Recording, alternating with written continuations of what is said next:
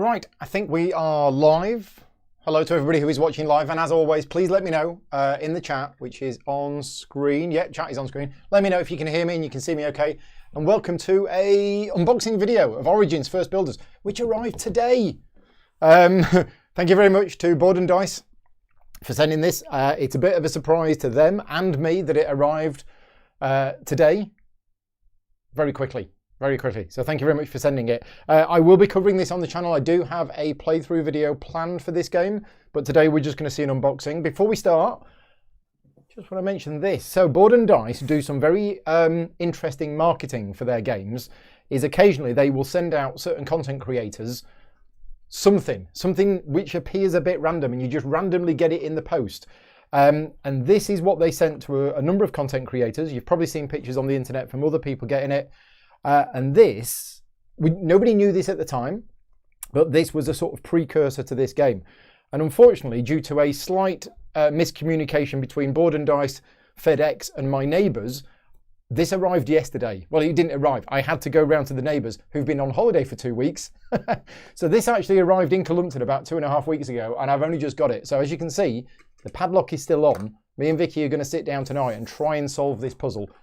This isn't any, you don't get this with the game, okay? This is just an extra little thing that Board and Dice sent to some people. So, yeah, I can't open that. Am I smaller than usual? Yeah, it's old age. What happens is you gradually get smaller. Yeah. Now, somebody mentioned in the chat earlier on, they don't know anything about this game, but they're excited about it. And I personally think you have every reason to be.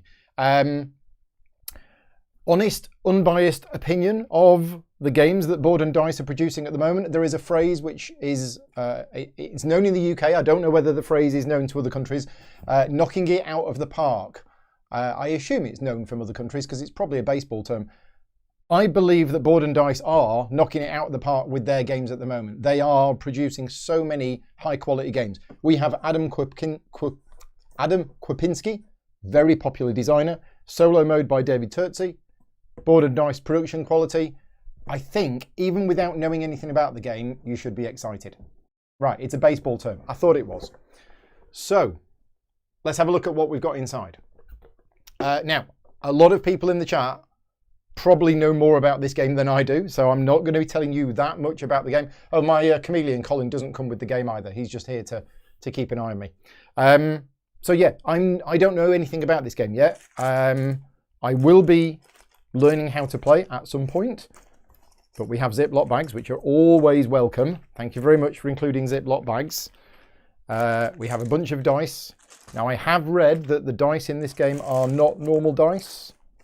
Okay, so we'll take all of those components out, and we have some other components. Right, so the first thing I'm going to do is I'm going to get the board out, and the first thing is the board going to sit flat, or am I going to have to bend it backwards? Which has become a running joke, because I did do an unboxing video once where I bent the board back and it broke, which is embarrassing and bad, but the board was badly bent. This one looks fine. Let's have a look. Yeah, that's pretty much sitting flat. No need to bend that out. Can I zoom out a little bit? I probably can. There we go. You can zoom out a little bit. So that is the board. Now, I don't know who did the artwork for this game. Let me find out. Is it printed on the back of the box? Yes, we have two artists. I'm not going to try and pronounce their names. I mean, that's Alexander Zawada. I can pronounce that one, but the first one, sorry, there's no way I can pronounce that name whatsoever. I assume Polish. I assume Polish artist, just from the amount of W's in the name. But anyway, yeah, so that's that board. Now, straight away, you might have seen this. I'm spotting holes. So I think there's going to be some kind of dials placed in those holes. Anyway, we also have tiles. So I'm going to do Paul's punch test. Are we all ready? Okay, it's not popping out and flying out across the room. So I'm going to be careful with this one. Yeah, so reverse punching for these. Sometimes I just touch them and they fly out all over the place. These are not doing that. That's not a bad thing. The important thing is, are they punching out cleanly without any cardboard getting caught on the edges? And that's it, they are. So there we go. So we have these tiles. I say, I don't know anything about the game, but these are octagonal. Looks like we've got octagonal spaces. Different colours. Let's just zoom in a bit on these, just so you can see them in a bit more detail. There you go. So these are the tiles. Nice artwork in the middle. Looks like pretty clean graphic design. There isn't too many icons on there. We have a number here in a symbol, and we have a symbol there and a symbol here. But yeah, so we got a few sheets of punch board. We got 1, we got 2, we got 3 purple buildings. They're obviously the best. So 3 sheets of tiles. There we go. And we have another 3 sheets of punch board.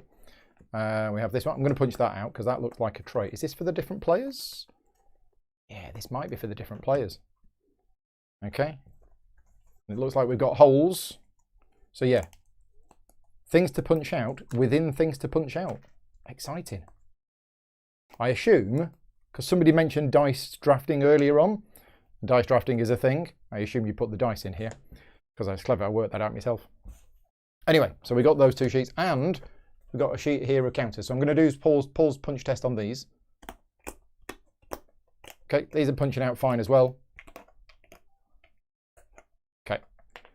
So there's a little bit of a mark where it's joined at the 4 corners, so you just want to be a bit careful. I don't think you can just pop them out like that. I think you need to be a little careful just so that the cardboard doesn't rip. But they're punching out okay as well. Right.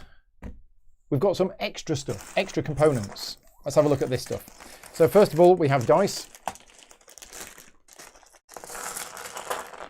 And these look a bit different than normal dice. And am I right in thinking that these are different numbers? No, these are normal dice. So these dice, which I presume are the player colours, I might be wrong. These are normal dice with the numbers 1 to 6 on. These dice, however, the white ones, these are special. So we have 2, 2, 3, 3, 4 and a 5. Not quite average dice, but they don't have 1s and they don't have 6s. So it's 2 2s, 2 3s, a 4 and a 5. Okay. We got some discs in the 4 different colours of the dice. So again, I'm going to guess that they're player colours. And we have the motherships. Yeah, the white is different. So these are the motherships. Oh, that one's caught. Let's just be a bit careful here without breaking it. Don't break it, Paul. So we have 5 different coloured motherships. Oh, maybe the dice, maybe they're not player colours. Blue, yellow, orange, purple, red. Is it 5 players? No, it's 1 to 4 players. So these are not player colours. David's in the chat. Hi, David.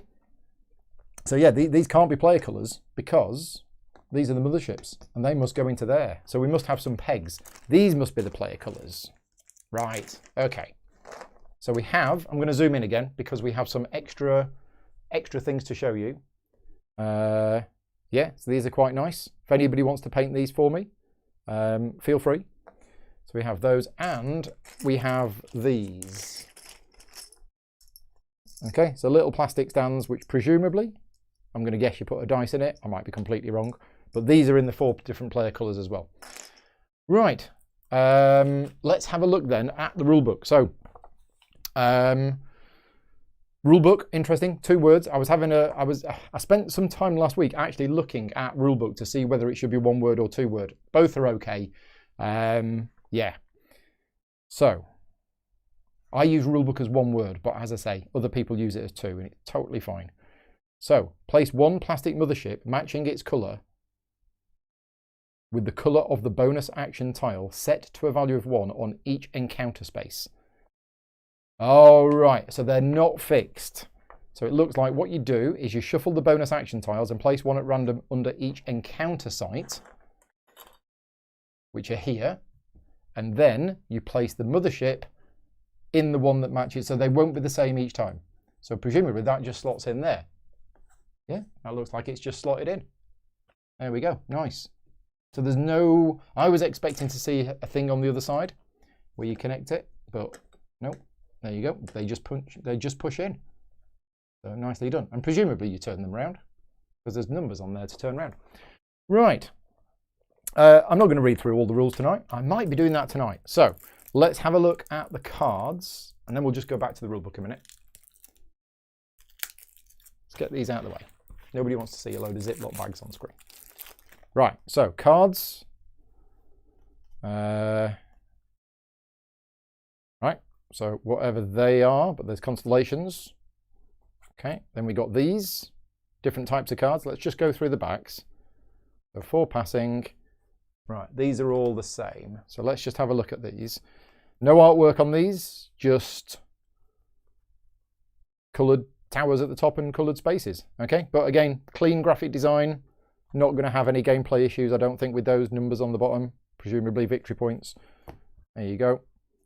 And these look like, yeah, player reference cards, which is always good, with pass on the other side. Right, okay, so there you go. There's the cards.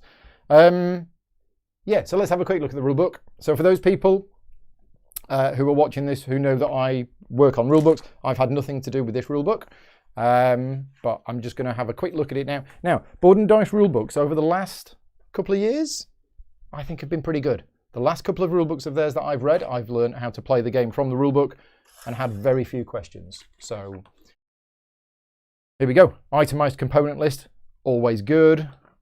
Game setup, different coloured boxes to explain what different coloured things are. Nice setup with lots of images and a big board image with numbers on. When I'm doing my own rulebooks, this is exactly what I do. This is exactly what I asked for. We've got some key concepts. Now, I'm not normally a big fan of front-loading information, but as long as it's not too much, okay, it must be important if it's there. So a bit of key concepts at the start, then playing the game. The total size of the rulebook is 28 pages, but we have, yeah, the first 8 of that is the components and setup. We've got 4 pages of the key concepts, but again, lots of images. And then the actual playing the game is 1, 2, 3, 4, 5, 6, 7. Again, lots of images that you can see. 8, 9, 10. So actual rules is those 10 pages there. Then we have the solo training mode. Is that the solo mode or the solo why is it called the solo training mode? But anyway, the solo mode is there. Here we go. Once you complete the training mode, you can challenge the mighty UFO bot. You need to download the PDF necessary from the website. Okay, so there is an extra UFO bot, which is going to be available on the website. I don't know if it is available yet. Let me know. Let me know, Rainer or David, if there are 2 types of solo, passive AI and active AI. Okay, so yeah, we'll see if that's available yet. And then this is something I really liked in Tekkenu.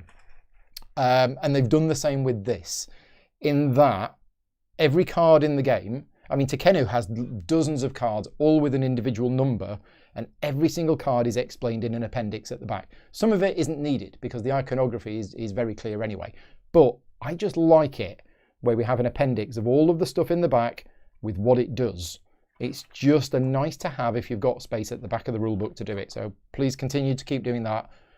Main board actions, it's got all of these icons here, what they all mean, bonus actions hours. And as I say, you might think this is not needed because the iconography is fairly clear. But if you've got the space to do it, always nice to do it.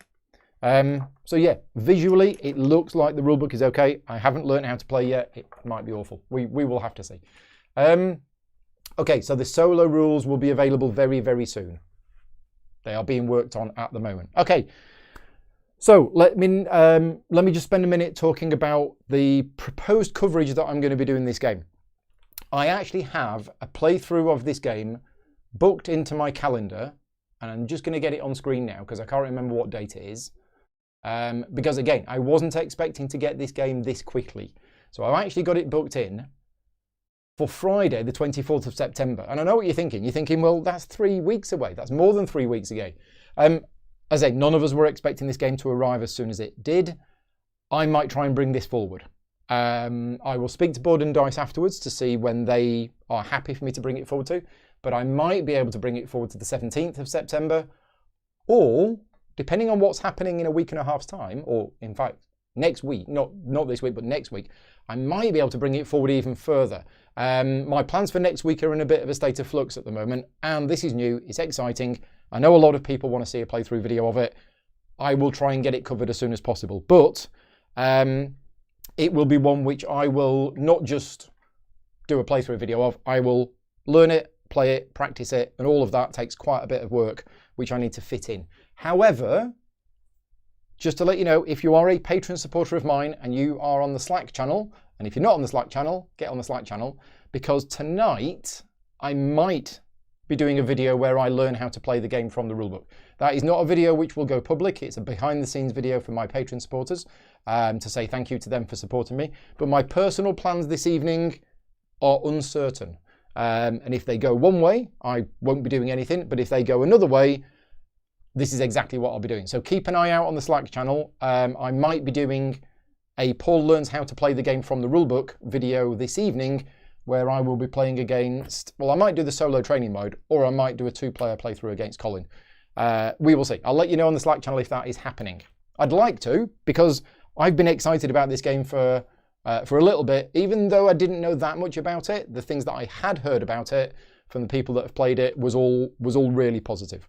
But yeah, watch this space if you are a Patreon supporter on the Slack channel.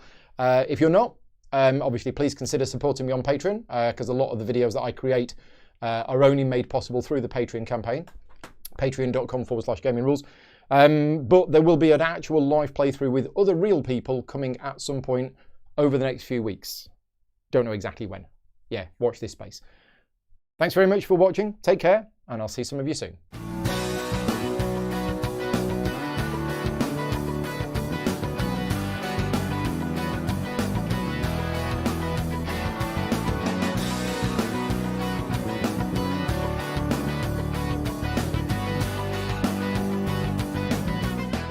Gaming Rules is proudly sponsored by Game Toppers, upgrading your gaming experience. Visit GameToppersLLC.com.